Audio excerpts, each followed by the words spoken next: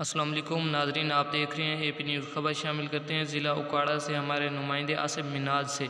Petroleum मंसूआत की कीमतों में इजाफे पर गुड्स बरादरी और ड्राइवर हज़रात सरापा एहतजाज।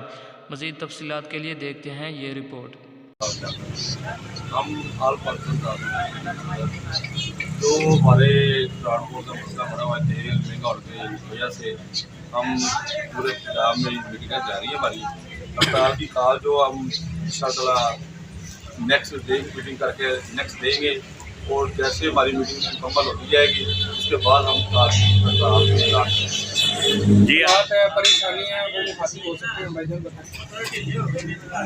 हमारे ट्रांसपोर्ट में इस वक्त बहुत जो हालात ख़राब हैं, तेल महंगा है, टायर महंगे हैं, मोबाइल महंगा है, तो मजदूरी करके भी कुछ नहीं बचता।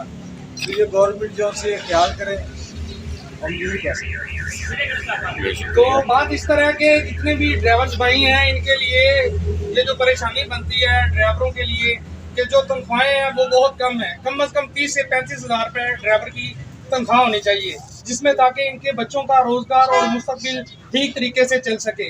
इसके लिए गवर्नमेंट को चाहिए कि वो हमारे साथ तामन करे। जी।